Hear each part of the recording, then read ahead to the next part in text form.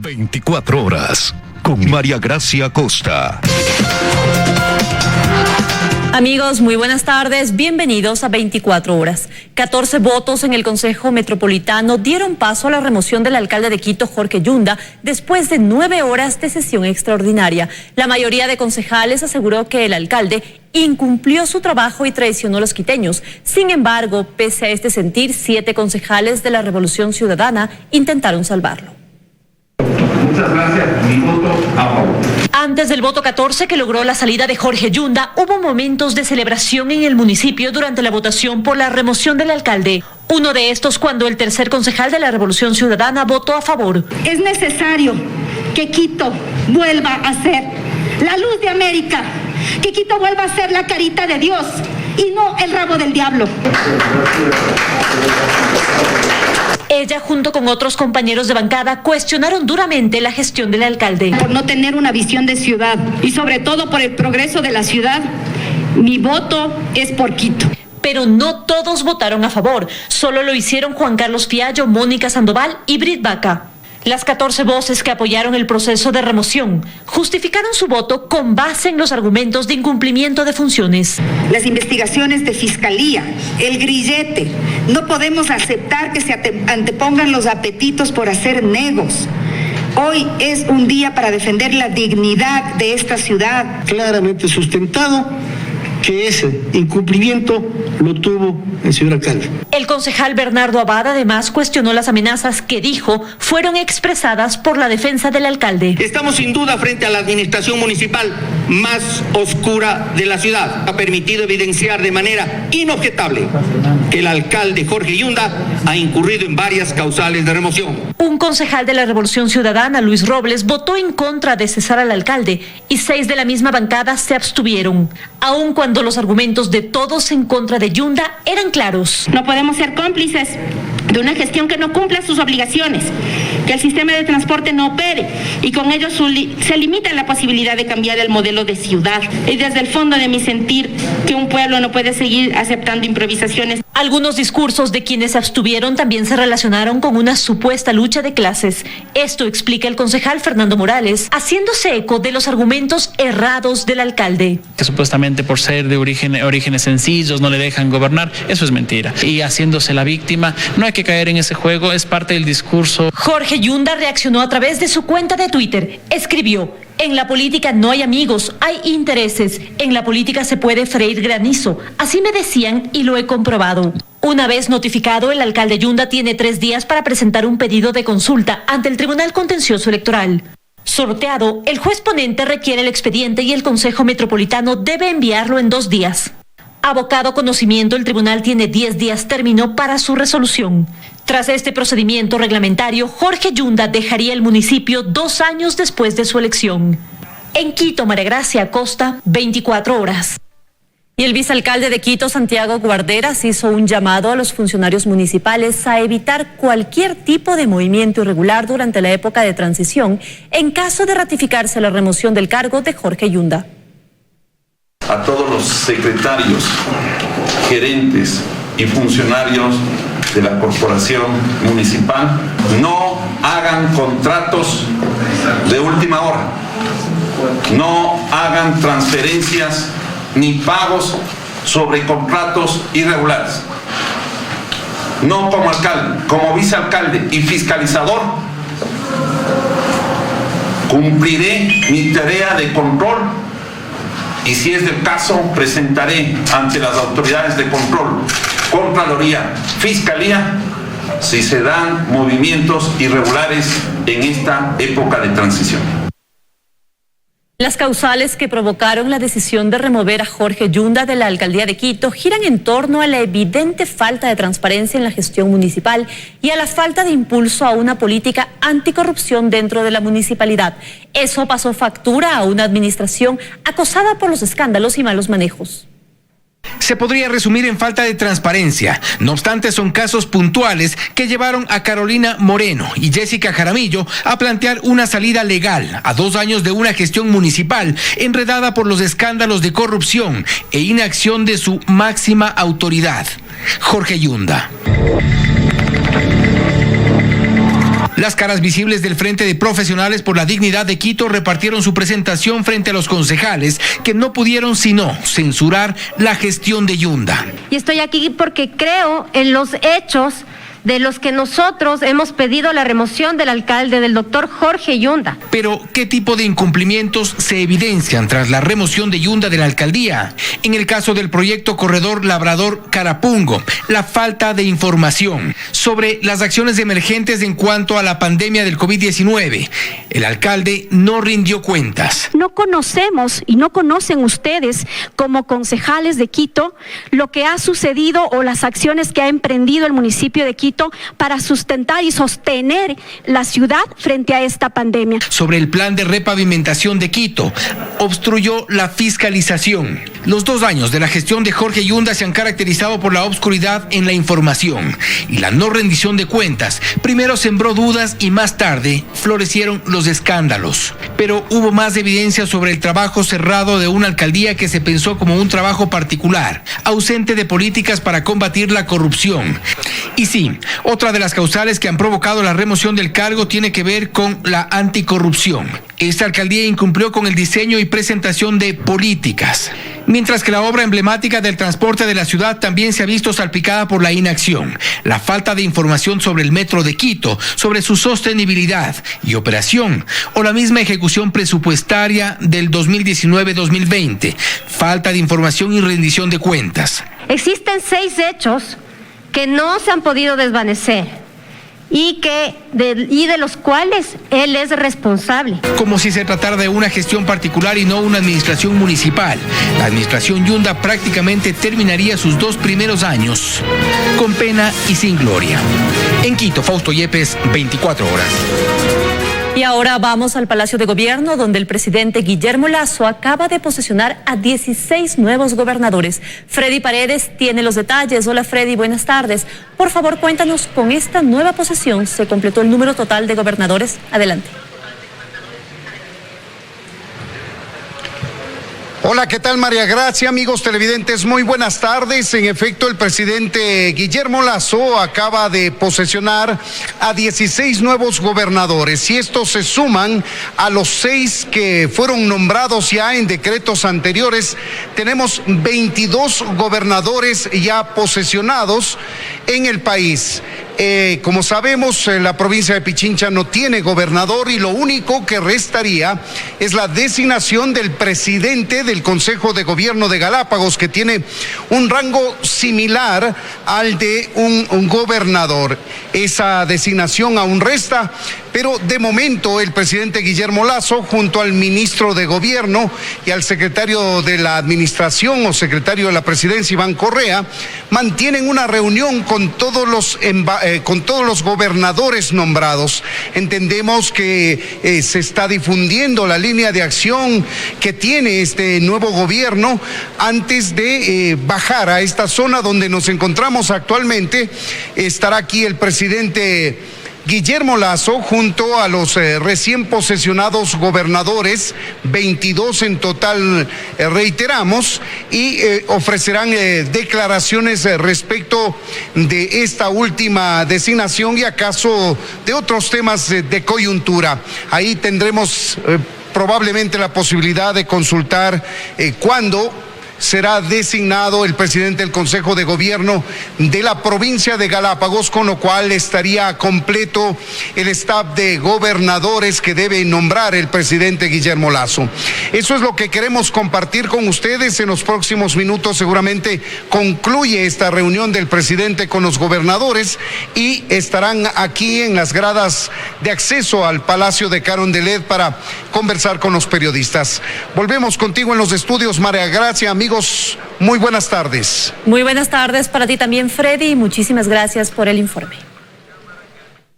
Al momento, el país cuenta con 780.587 vacunas contra el COVID-19 y este mes se recibirán más de 2 millones de dosis, según informó la ministra de Salud en la Asamblea Nacional.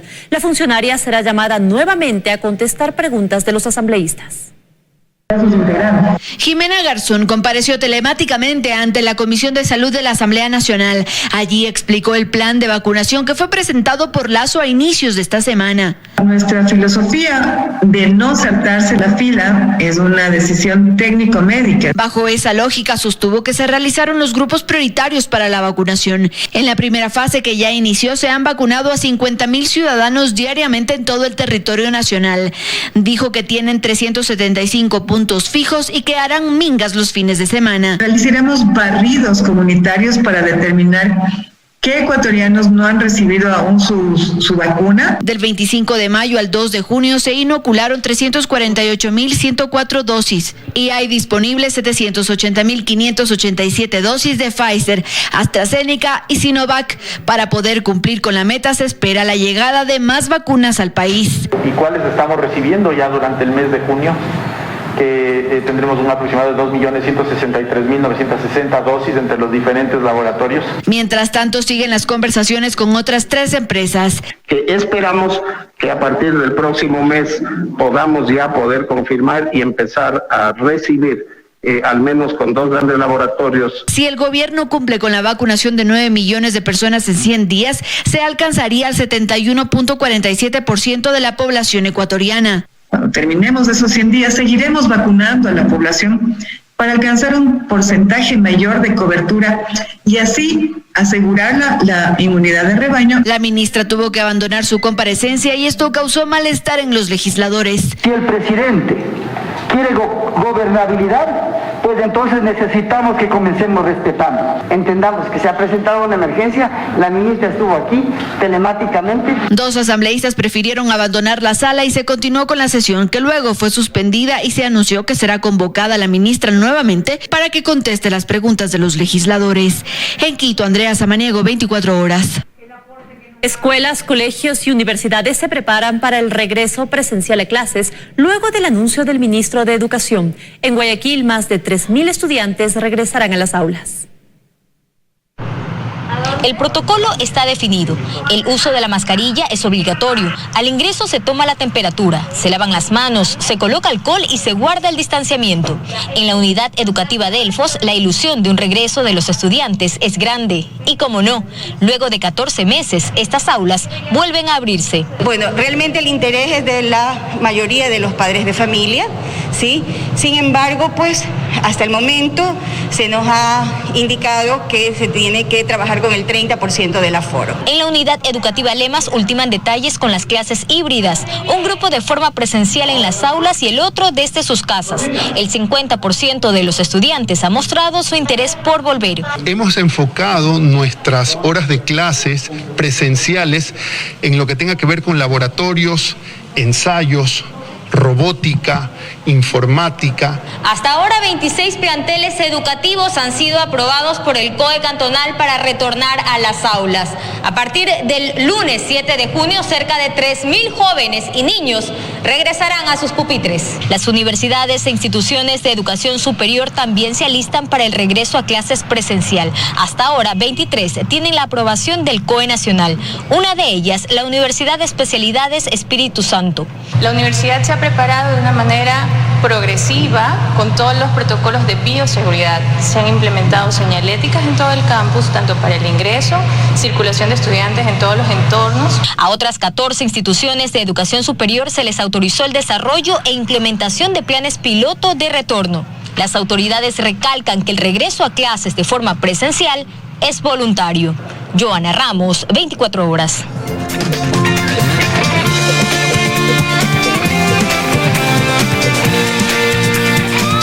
Seguimos informando, amigos. Juristas reaccionan al duro llamado de atención que hizo el presidente de la República a los operadores de justicia y coinciden en que es necesario que se observen las acciones y omisiones de jueces y fiscales que en ocasiones no sintonizan con el clamor de justicia de la ciudadanía. Que en la lista de temas que le preocupan está la corrupción en el sistema judicial, dijo este miércoles el presidente de la República, Guillermo Lasso. Y aprovechando su recorrido por un mercado de la capital, hizo una comparación. Mientras ustedes trabajan desde las 4 de la mañana para lograr unos $10 al día, Hay otros sinvergüenzas que duermen hasta las 10 de la mañana y que a las 11 se dedican a cobrar coimas o a ser de intermediarios en el proceso judicial. Le pidió al presidente de la Corte Nacional de Justicia, Iván Saquicela, como titular de la función judicial, que encabece un proceso de depuración. Que limpie la justicia de una vez por todas. La ex fiscal general Mariana Yepes asegura que este llamado abre la puerta a continuar con un proceso que quedó pendiente allá en 2018 con el Consejo de la Judicatura Transitorio. La revisión de patrimonios de jueces y fiscales. Un indicador importante para saber con quién se puede contar y con quién no en el combate a la corrupción. Sobre todo se han denunciado coimas en el lenguaje popular, que son delitos de cohecho. ¿Cómo se podría determinar eso? Con un examen patrimonial únicamente, ¿no? Cuando hay un incremento injustificado del patrimonio de los que quienes han sido jueces o fiscales, podría hacerse la investigación. Pero este es el momento. Y en el caso de los jueces, devolver al Consejo de la Judicatura la capacidad de observar sus acciones u omisiones. En eso coincide el jurista Julio César Cueva. Como hubo ese extremo y ese abuso de las potestades públicas de la Judicatura, la Corte Constitucional corrige esto, pero lo corrige en otro extremo, prácticamente atando de manos y de pies a la Judicatura. Y es que a la hora de revisar las acciones de sus compañeros, a veces ha pesado más el llamado espíritu de cuerpo, asegura. Desgraciadamente hay un malentendido espíritu de cuerpo en la función judicial y en la fiscalía. Corrupción tiene usted en todas partes. El problema aquí es el exceso de impunidad. Lo sabe también el nuevo gobierno. Por eso el público llamado de atención del presidente Guillermo Lasso. En Guayaquil, Carlos Acoto, 24 horas. Se instaló la audiencia de apelación a la prisión preventiva que pesa sobre el defensor del pueblo, Freddy Carrión. Luego de 1 hora y media de diligencia, el tribunal se retiró a deliberar. Daniela Valencia informa. A las 5 de la tarde, el tribunal conformado por los jueces Felipe Córdoba, Byron Guillén y Luis Rivera dará a conocer si ratifica o no la medida cautelar de prisión preventiva que pesa sobre el defensor del pueblo, Freddy Carrión, esto por el delito de abuso sexual. Durante la audiencia de apelación a esta medida cautelar, la fiscal general del Estado, Diana Salazar, dijo que es necesaria la medida para así no poner en riesgo los fines procesales. Además, que existen los elementos de convicción suficientes para determinar la autoría del delito. Fiscalía ha argumentado lo suficiente como para motivar que el pedido y la orden de prisión preventiva se encuentra de acuerdo al marco normativo de la ley, de los tratados internacionales, adicionalmente como lo ha hecho esta defensa técnica de la víctima. El delito de abuso sexual que se investiga habría ocurrido entre la noche del 15 y madrugada del 16 de mayo en la casa del exministro de Salud, Mauro Falconi. Allí se habría dado un altercado violento entre el defensor del pueblo y el exministro, además del presunto delito de abuso sexual a la pareja sentimental de este último. Más de 395 denuncias contra sus propios servidores judiciales ha recibido la Fiscalía, 126 de ellas por actos de corrupción. Procedimientos como el del último fiscal detenido por liberar al líder de una banda de sicarios, donde un nuevo fiscal reemplaza al titular y se abstiene de acusar a sospechosos, ya han ocurrido antes. Este martes un nuevo sicariato en Durán. Hubo 20 disparos, 8 alcanzaron al joven asesinado. Según las investigaciones de la policía, hay responsables identificados. Posiblemente tenga algo que ver con ex PPLs que ya se encuentran al momento ya en libres. Se maneja la hipótesis de que sea un ajuste de cuentas. Se refieren a alias Ben 10 y a su banda, a quien el fiscal Luis Machado en mayo pasado se abstuvo de acusar. Solo 5 meses Antonio Benjamín Camacho estuvo en prisión y gracias a la decisión del fiscal, hoy la policía vuelve a saber de él. El fiscal Luis Alberto Machado, detenido este martes por fraude procesal tras su decisión, fue liberado y si bien la fiscalía pidió prisión preventiva en su contra, el juez no aceptó, argumentando lo siguiente: la fiscalía reconoce que tiene arraigo, no se argumentó siquiera que se pretenda evitar la obstaculización de las prácticas de prueba. La fiscalía tampoco argumentó la real necesidad de cautela y coherente con los problemas de hipertensión que se avisora en el detenido.